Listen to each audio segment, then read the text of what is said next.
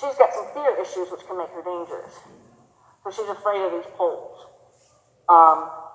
So I'm going to try to help her. So like she'll jump over it like it's 3,000 feet high. I'm going to just try to help her because this is something that, let's just say somebody didn't realize that and they were handling her in one of these events and she accidentally was brought near a pole and panics. So I'm going to ask her to step forward. So now, like for example, this is her language.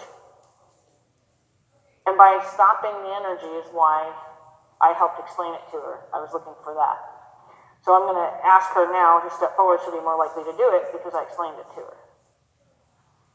Now, she's telling me, you can't see her ears, but both her ears, I can turn around here, her ears are going out to the sides.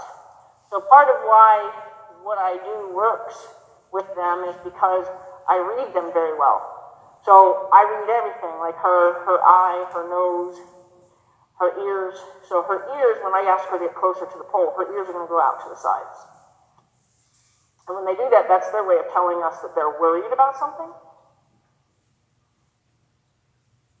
The closer I ask her to get, the more pronounced that's going to be.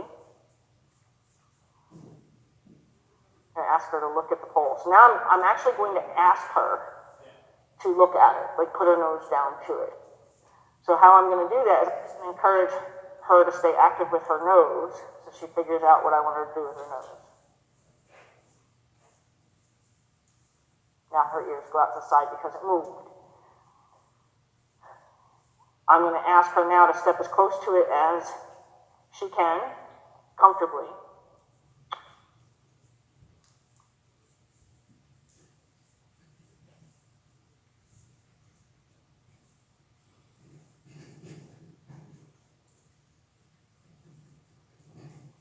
Now she's asking, do you want me to go over that or not? So I told her no.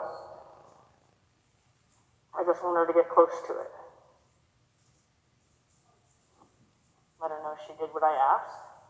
Now I'm going to release her, and how I'm going to release her is to let her know that I understand you're afraid, and I'm going to tell her to go backwards, away from it. So that's how I'm going to release her from the pressure. And let her probably blow out. Tell her she's not supposed to get out of position, so I'm going to talk to her tail, tell her tail to go back around.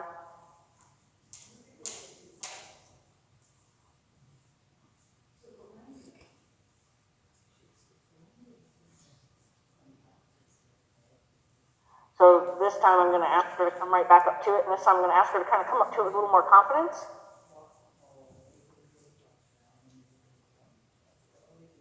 Good, so she's asking me, is that good? I'm going to say, well, that's good for now, but I'm actually going to ask her to get a little bit closer without going over it. So her hesitation in her body kind of said I might think about jumping it instead. So I'm going to tell her we're going to stay steady on this light pressure of asking her to come a little bit closer. Then I'm going to ask her to bring that other foot a little bit closer. She might have to move a hind foot to make that happen, but I'm going to go ahead and ask her from there. Now she's asking me, did I do good? Again, I'm going to back her away. This is how I can help build her confidence by telling her she doesn't have to stay here in something that's very scary for her. I'm going to tell her to go that way, and then I'm going to tell her tail to go away and look at me again. And invite her back up. I want to see the progression of the confidence. So I'm going to ask her to see if she can walk up here more confidently.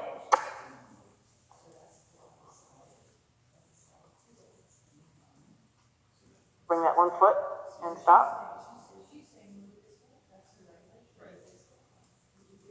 Good.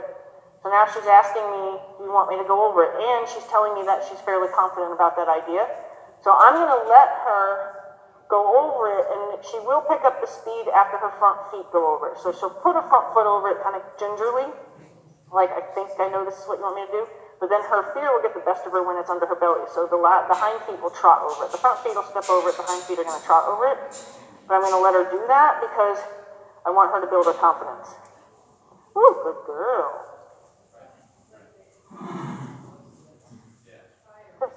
Now, coming from this direction, it looks different, so I wouldn't do that to her.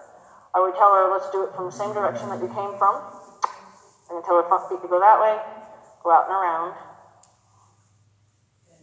So by giving her a kiss cue, I told her I want your feet to move. That was my way of telling her it is a forward action that I'm looking for. I'm going to tell her tail, I want her tail to go away. Good. I'm going to invite her again to confidently come right up to it. She's asking me again, is that what you want? So her ears are talking to me. I'm going to ask this foot to get really close. I'm going to see if I can get that right front foot to actually touch the pole without crossing the pole. So I wouldn't try to put too much pressure on her to stop with it under her belly, not yet, but I am actually going to ask her to do that. Because I want to be able to tell her that I've got her back, and this is all specific instructions that I'm offering her. So I want her tail to go further away, so I'm going to talk to her tail. So I'm going to, now she's very confident, right? Now all of a sudden she's like, oh, I got this. So I might say, I'd like 1 foot over and then stop. And I'm going to tell her she can go ahead and finish it. Good. So now, like, if I was to ask her to do something really more advanced, like say sideways over the pole, like the other horse did, I wouldn't say, let's teach her sideways with the pole under her belly. I would teach her sideways first, away from it. So first I'd have to tell her front legs to go that way. Good. Her hind legs to catch up. Hind legs. Hind legs. So I'm still talking to her tail, which is what I say when I want their hind legs to do something different. So I don't want to have to move. I just want her hind legs to listen to me. Front legs. Hind legs. I want more than that. That was a hard effort. I'm going to ask her again, because she did that more out of like response than understanding. So I'm going to say, I'd like you to, I know you're going to respond again, but still trying to explain to her, I want her hind feet to move.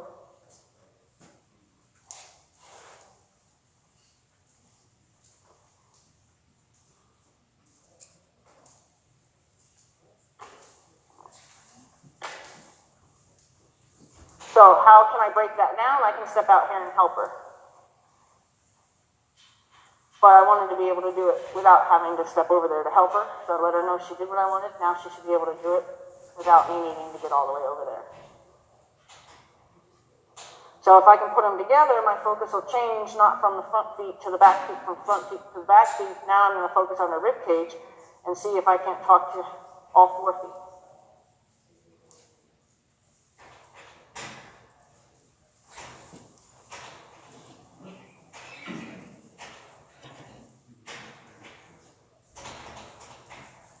And now I'm going to ask her to go and do something that she's very unconfident about, and ask her to do something she can put together.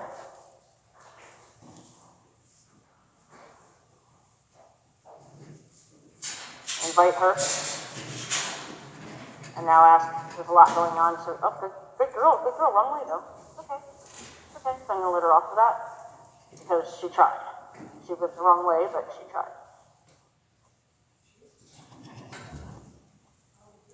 So what I'll do now is I'll give her an opportunity to do it the way she felt comfortable trying to do it. I know. So that head shake wasn't about a bug or her hair in her ears or anything. That head shake was actually her telling me that she's trying to come down off of some of the adrenaline. But, don't assume.